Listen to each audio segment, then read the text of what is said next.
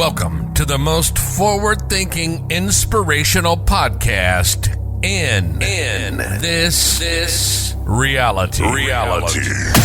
The show designed to challenge everything we've been taught. If you've ever felt there had to be more to life, more to existence, then you're listening to the right podcast. Time to open your mind and dive in. This is the Mental Mastery Alliance podcast. And here we go. Ladies and gentlemen, welcome back to the Mental Mastery Alliance podcast. Today, as of this recording, it is December 18th. We are a few sleeps away from Christmas. Do we still care about Christmas? Interestingly enough, I know everybody's got their opinions on it, but I never gave a shit about Christmas, much past being a kid, locked in your third-dimensional ideologies of getting gifts and toys and all these fun things. The further into it you go, the further into this life game that you play, it's fun for me to sort of witness. I never had kids myself. I did not have the children. Not that I'm opposed to them. I'm only 42. It may still happen. It could happen in my lifetime. But I'll tell you, I'm an amazing uncle, and I will toot my own horn on that one. A friend of mine, I made that comment the other day, and a friend of mine says, he goes, "Oh, it's amazing you can reach it." I thought to myself, you punny little bastard. I am an amazing uncle, and I love my niece to pieces, and I love my non-blood nieces and nephews to pieces as well. These are your best friends who went off and had children. How crazy is that? It's fun to witness Christmas through their eyes. It's fun to go through this and experience it once again through them. This year, I don't know if it's my energy or if it's what I'm tapped into, but this year I don't know how to explain it. It's almost like we hear these talks about time and how everything is happening all at once, which I really do believe. I mean, the idea of time, this illusion of time, this time, whatever we think it is, like time, we have a calendar, we have a stopwatch, not a stopwatch. Some of us have a stopwatch, like swimmers probably they carry a stopwatch with them. How fast was I? Somebody time me. I don't know. The illusion of time. Again, that's a whole other episode. But I firmly believe that everything is happening all at once, even though I don't have the ability to perceive everything all at once visually, or as best as I know, I don't have the ability to perceive everything all at once. Only what I can perceive. I don't know. I don't know what I've been allowed to perceive. I don't know. I don't even know if I can see what I'm seeing. And I know this sounds strange. But when you break past, and we're going to get into this, when you break past the idea of everything that we've been told to believe, it's truly amazing what you can believe and what you can see. And this is where that what comes first, the chicken or the egg? Did you see a tree or did you manifest a tree? That's some crazy stuff. Right. And the obvious answer to anyone who's done no thought whatsoever is, I clearly didn't manifest that tree. It's been here longer than I have. Well, who are you? Where are you? And what do you think you're actually looking at? And how do you know it's a tree? And where did that information come from? Wow. How many downloads have we taken? So back to my Christmas story before I get on to the next thing. This Christmas is peculiar because I'm seeing things and feeling things from Christmases past. I am, interestingly enough, in a very active eBay bidding war for a few really neat items from when I was a kid. A pristine Super Nintendo. This is kind of fun for me. I don't know for the life of me what happened to my original Super Nintendo. And then before everything was all hullabaloo, I ended up buying a Super Nintendo in box from a pawn shop probably 10, 15 years ago. And I was living with a few friends at the time, and we played this thing. I know it only cost me like $150. And we played this thing for hours. We literally sat down and beat Mario. And then we played a little bit hither and yon, here and there, and it kind of like lost its flair again. This was again like 10, 15 years ago. So I sold it to a woman who absolutely adored it, reminded her of her youth. It went to a really good home. I'm really happy about that. I made my money back, sold it for $150 and played it and enjoyed it for hours. Kind of wish I kept that one because it was in great condition. These Nintendos, I don't know what it is about them, but they tend to fade. They tend to change color, almost like a. You guys remember the tile ceilings in smoking buildings? Jeez, that's a long time ago. Eh? They all turned yellow and shit. That's what happened to the Nintendos. I don't know. Anyway, long story short, I'm in a bidding war now for a pristine box and a Super Nintendo that still has the cellophane wrapping around it. It's not new. It's been used. It's been played with, but it's been extremely well maintained. So I'm really excited about that. And it's kind of like, and this is a little bit more than 150. It's absolutely absurd, actually, what they're charging for these things. They're ranging anywhere now from $4.99, $5.99, depending on the condition. Mine's in good condition, so it's a little bit higher. And I'm not upset about it. The idea of paying $500 for a Super Nintendo is kind of absurd when you think about it. But at the same time, it's a collectible. It's in great shape. It's going to be worth something a little bit later on, but it's going to be worth more to me. And even if I don't get it, if somebody outbids me at the end or however it works, again, I'm still relatively new to eBay. Even though I'm loving it, I'm still relatively new. And people can say, how can you be new to eBay? It's been around for years. Well, I never really bothered buying stuff online, or I was more focused on building the company, building the Mental Mastery Alliance, getting the coaches aligned. This is a 10-year progress project for me.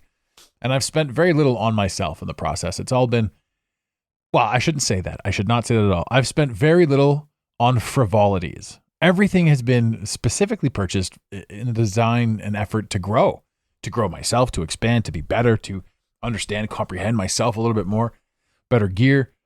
The equipment I'm talking to you on right now is about as good as it can get for a home studio. And I love that. I would hate to project something or to put something out there that is of subpar quality. And I feel that anyone that's listening to me should be able to listen to it in comfort and enjoy the sound of my voice better than a $10 microphone. Now, that's also not to say that the $10 microphone isn't good, right? Well, maybe not the $10 one, but I'll tell you, if you go back to episode 1 on this, we started with just the cell phone. That was the upload. I know people that have definitely some good gear for their Apples, which aren't available for Android, but they're still recording on their cell phone. They sound fantastic. Now, these people have very deep, very radio voices. And I don't really have that quite that command of my voice just yet. So I can't pull that off. I have a different voice. I have a velvety smooth voice.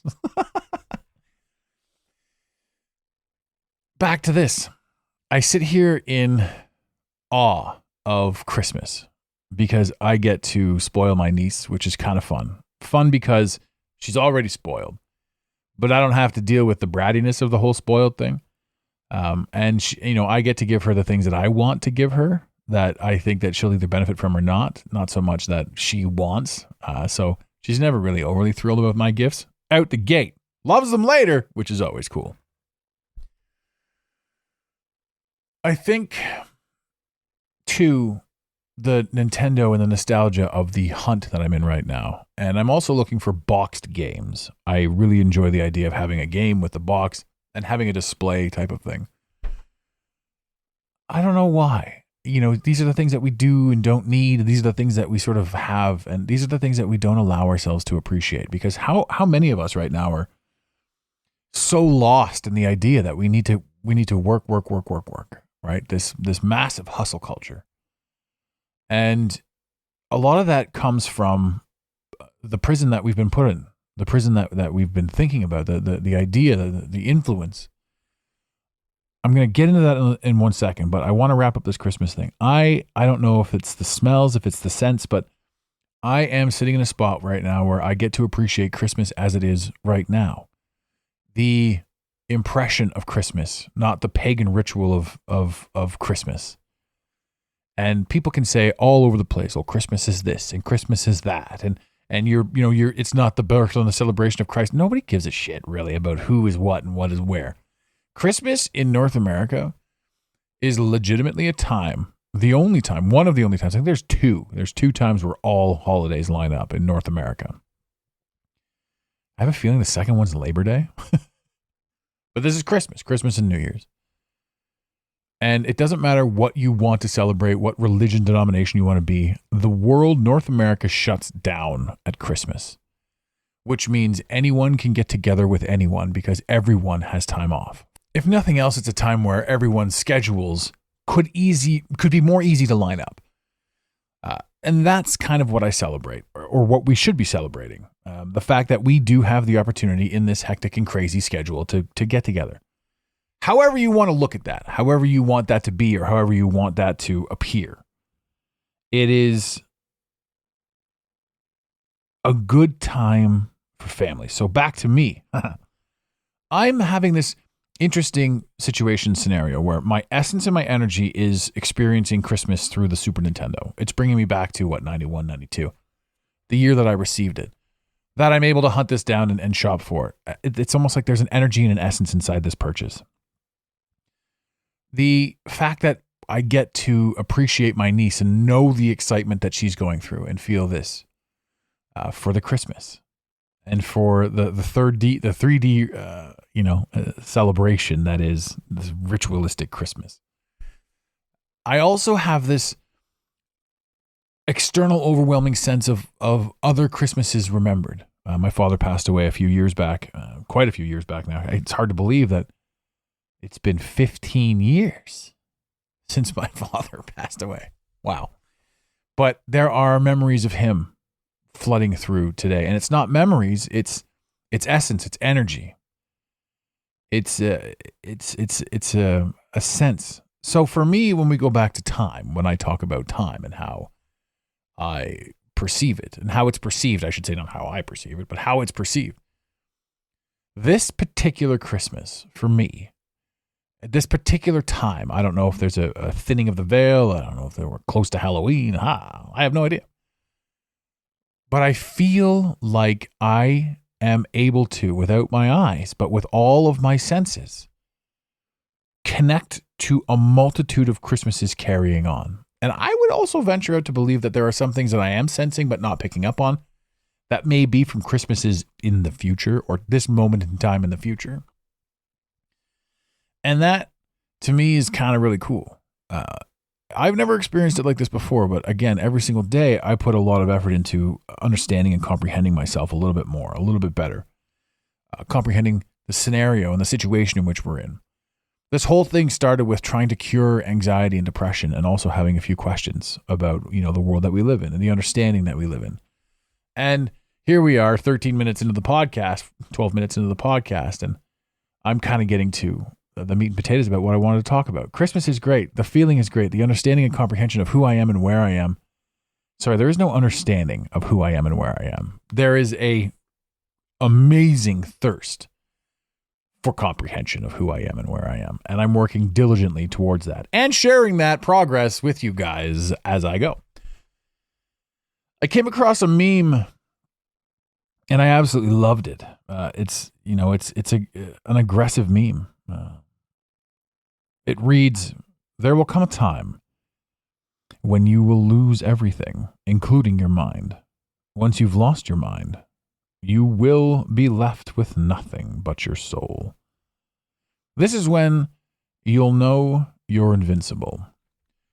And that one hit me like a ton of bricks. That one hit me like really hard. And I had to repost and reshare this one. And I wanted to technically this is the inspiration of this one, but I went on that Christmas tangent because it's been really neat to experience that as well. When you lose your mind, remember this, your mind is completely programmed.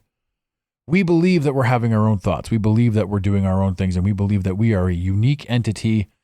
Not unique. We believe that we are a sovereign individual floating through infinite space, infinite and forever expanding space on a wet rock that spins at ridiculous speeds and the water doesn't fling off like a tennis ball. We have weird beliefs that we're not allowed to question, beliefs that we're not allowed to say anything.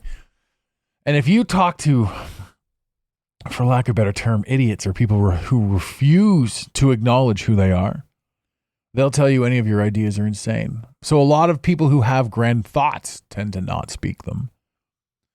And to me, this is one of those things. So this meme really brought this out because it really sparked something inside me as well. As I'm growing and as I'm projecting myself into, who knows, whatever capacity I can possibly be. I spoke on this one earlier too.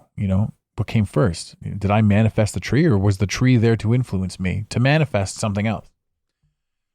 These answers, we don't have them. We have the ability to ask the question, and that's pretty cool. So in this meme, there will come a time when you will lose everything. And however that manifests or however that looks, for me, it was the idea of who I thought I was supposed to be and what I was supposed to acquire and the relationships I was supposed to have with people. I was absolutely miserable. But I was fighting for this thing that all of society always told me I should have in all of the random television shows I watched, in all of the news media, and all of the influence. And all of the influence of influence, the people I would talk to that would watch the shows, that would share this, that would have this idea. Then there was that thought inside your head that's like, I can take care of this. I can handle this. I know what this person's saying, thinking, doing. I am on top of this. I can read minds. I'm superhuman. I've got it all figured out. And they keep pushing. They keep pushing this narrative, and you keep asking these questions. And today, in this day and age, I look around and I see people like, I don't know what it's all meaning. I don't understand. How do we put all these dots together? How do we connect all this stuff? And I look at this and I think to myself, man, I have the ability to see certain things. I have the ability to spot patterns. And pattern spotting is something that's always been in my repertoire. I read an article not too long ago that talked about how pattern spotting is being removed from the human psyche. And I thought to myself, there's an interesting point on this one. Why would I be reading this article if I'm thinking about pattern spotting? And why would I be reading this article if I already assume that I can spot patterns that other people can't? So am I manifesting the pattern spotting ability, or is it something that's already here and I'm observing it? Huge questions. But there are a lot of people, it would appear, that don't have the ability to connect the dots. And they don't have the desire to connect the dots. I also know a lot of people who wouldn't know who they were if they weren't complaining. In other words, they complain and complain and complain, and they want things to be different, apparently. But if you ask them to put any effort in, they'll shut down. You can physically watch them shut down. You can see their earballs close when you start suggesting certain things. There's a group of people in your very life that will call you names if you start bringing new information to the table, information that you yourself have sourced and looked at and done work on and connected dots for. Are we supposed to stick with these people? Are we supposed to stick with this experience? Well, the answer is yes. Because you're teaching yourself more about yourself through your engagements with those around you. In other words, every single one of us is symbiotic. Without the contrast, we wouldn't know how far we've come. Without the contrast, we wouldn't know who to argue with, how to talk to ourselves, what's worth our time. We wouldn't be able to grow, strengthen our ability, strengthen our own argument, strengthen our comprehension and understanding without somebody who was showing opposition. It is an amazing experience, and it is one filled with pain. And it's that inside the pain is where a lot of the answers lie. So back to this meme. There will come time when you will lose everything, including your mind. But once you've lost your mind, you'll be left with nothing but your soul. And this mind that I have, that I lost, was fascinating. And I know I say that word a lot, but I do quite like it. The word fascinating is quite fascinating. Quite fascinating, really. I can get stuck in a loop there for sure. If you really truly think about all the things you've thought about, you realize that you've been programmed. Why do you have a favorite color? Why do you have a favorite band? Why do you have a favorite outfit? Why do you have a favorite time of year? All of this comes from experience. And if you think about your band, let's just think about your favorite band. I asked this question on the Instagram not too long ago. It said, who was your favorite band at 15? I'm going to ask that question again because I really liked it. It's a fun question, but we got a lot of great answers. But the thing is, every single person who had a favorite band could only pick from the ones that they were exposed to. And how is it that in the understanding and comprehension that we have now, the further down we go into this rabbit hole of awareness and awakening, how is it that we understand now all of the media and all of the music has been selected specifically for you to listen to? Those who control the airwaves, right? And I'm not even saying it's a group of people. There's not one group of people. I mean, it leans even heavier into simulation theory than anything else. Because there isn't a single person on this planet who can have an idea of what should and shouldn't be. Except for you. You're the only entity on this planet that could have any possible idea of what you need for you, even before you know what you need for you. So the they that I would refer to in these scenarios is actually you, based on the soul contract theory, where you're in a simulation, but it's one programmed by you. And then you could say, well, why would I program death and despair? And why would I program Epstein? And why would I program this, that, and the other thing? Well, none of us know anything for sure about anything. We don't know who's real, what's real. We don't know if there's any, NPCs. We don't know any of this stuff. We just know what we know based on what we know. And every ounce of everything that we're learning and waking up from and applying knowledge to comes from the broken simulation that we came from. So everything that, like prime example, you'll hear a ton of people say something like, well, follow the money. Well, no, don't follow the money. Don't follow the money at all, because the money is just as much the part of the illusion as the thing you're trying to solve. So you can't solve the riddle with the riddle, or you can't define the word by using the word, I should say, because mostly you can solve the riddle with the riddle, because without the riddle, there's no riddle. God damn it. Which is another fascinating thing if you think about it. You have to solve this riddle. Not if it doesn't exist. Right? But if you don't have to solve that riddle, what are you going to do? What are you going to do with your time? If the riddle doesn't exist, you don't have to solve it. Oh, thank God. But the riddle does exist. And now you have to solve it. And it's really, really tough and really, really annoying. But if the riddle didn't exist, you wouldn't have to solve it. But if it didn't exist, you wouldn't experience tough and annoying. If it didn't exist, you'd be standing in a big white room with nothing to do, looking for something to do, wishing the riddle existed.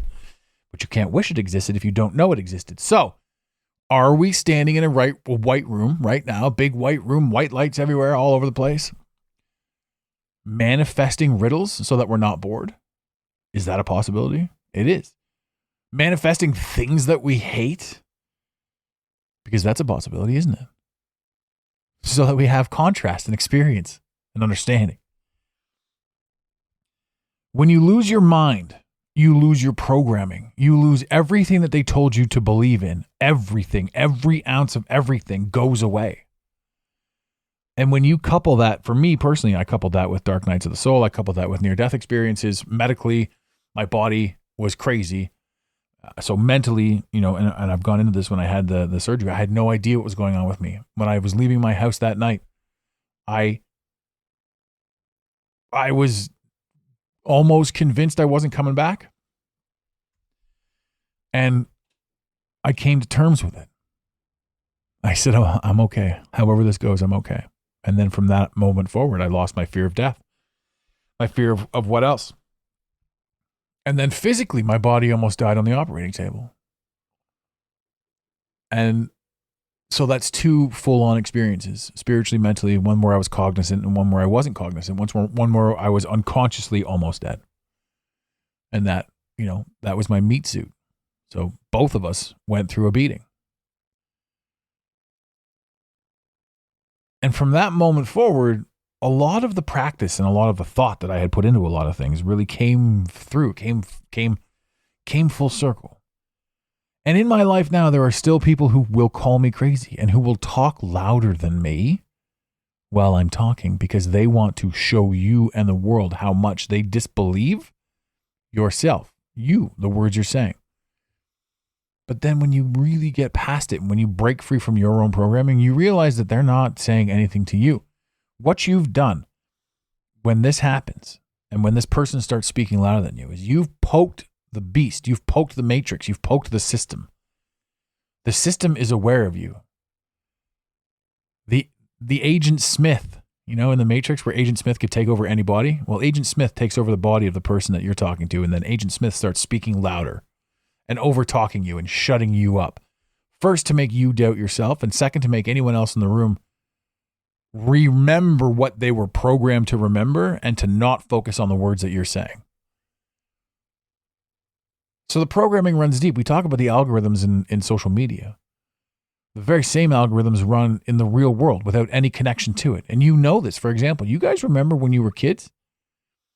I'm talking to the older generation here.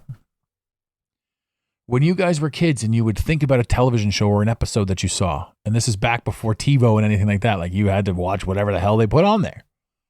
You would think of an episode or you would talk about an episode and then later that day it would be on. That shit happened all the time. I was just talking about this. I was just thinking about you and you called. Oh, this is crazy. That's algorithmic work inside the system in which we currently reside. But are we allowed to talk about this? No. So when you lose your mind is your programming. Your mind tells you that you're not good enough. Your mind tells you that you're fat, that you're too slow, that you're not smart enough, your mind kicks your ass. And your mind was programmed. Because every single time you tell yourself that, it gives you an opportunity to shut it up. When you're at war with yourself, you can say to yourself, hey, I'm not good at this, I'm not good at that, which is an opportunity for you to then get good at this or get good at that. You say, I'm not going to sit here and take this shit anymore. Well, now you put in some effort. A lot of people too, in the system that we're in, we're dumbed down by what we consume, the water that we consume, the fluoride that we consume. The doctors, the RX, a lot of that recommendation, a lot of that stuff is designed to keep you literally unable to spot the patterns. Because once you can spot the patterns, so much of this becomes so clear. When I say clear, it's like, it's not so much that it makes any sense, but it's that you understand yourself a little bit better in the position that you're inside here. It gets rid of the anxiety and the depression. Right? But what doesn't get rid of the anxiety and the depression? Terrible carbs, terrible food, terribly delicious food. Everything that's absolutely stunningly delicious, have some, but don't live your life there. It's the same with drinking. The best thing you could possibly do for yourself in your future, if you ever wanted to really attain greatness for yourself, not for a label and not for anything else, is to kick booze. And when you start working on a soul level, some call it a fifth dimensional level, booze just falls away because it's also shrouded with and encased in a third dimensional lower vibrational frequency. And you start to become uncomfortable with that. The life really does kick off when you can say to yourself, all right, I'm not that bad. All right, I got this figured out. All right, I can do what I got to do to get to where I got to get to. And anything I can't do, I can figure out. And that's the journey of life. Going from somebody who can't walk, talk, speak, or do anything from an infant to living through a society that has constantly told you that to be dependent on it. I'll get into dependence in the next episode, but all of society from the moment you're born is teaching you not to be self-reliant. Again, into the society. We'll talk about that next week. Ladies and gentlemen, this show has been a lot of fun for me to record. I'm really happy you guys are all still here. I'm really happy with our growth. I'm really happy with what we're doing. If you want to be a guest on the show, we have a new website up where you can click on, fill your form out. It is www.requesttoguest.com. And there you can request to have me come on your show or you come on this show if you feel that you've got something to say. We will filter through these. We can't guarantee we'll get back to everybody. But if you meet certain criteria and if you've got a story, we want to hear it. And that's not to be rude or say that, you can't, whatever. But if you've got something to say and you want to be on the show and you love this show, then come on this show. Let's have you on here. I'm looking forward to giving people a shot, giving people a chance. Anyone that wants to really step up and have something to say, direct our traffic towards whatever it is you're doing, here's your shot. Requesttoguest.com. If you're looking for coaching, we do have that website up as well. Our standard website's up and all these things link off it, but we've got a quick page too, which is coachingwithtmma.com. And that's another just quick form to fill out to see sort of where you are in your journey and if there's anything that we can do to help. We want to help. There are a myriad of coaches that would probably fit your need. If I'm not the guy for you, we've got the guy for you, or gal. Ladies and gentlemen, in the infamous words of Red Green, keep your stick on the ice. We really hope you enjoyed this episode of the Mental Mastery Alliance podcast. Stay connected with us directly through the mentalmasteryalliance.com. You can also join the discussion on Instagram at instagram.com/the Mental Mastery Alliance. Let the team know you're listening by using the hashtag TMMA or tagging us at the Mental Mastery Alliance. To have your voice heard on the show, leave a voicemail or send a text to 647-338-1265. Long-distance charges may apply. If you love us, leave us a review. If you hate us, you spend your time in weird ways, but also leave a review. Every review on iTunes tickles the algorithm, helping us grow. Until next time, unity over division. This concludes the most surreal portion of your day. You got it, Pontiac.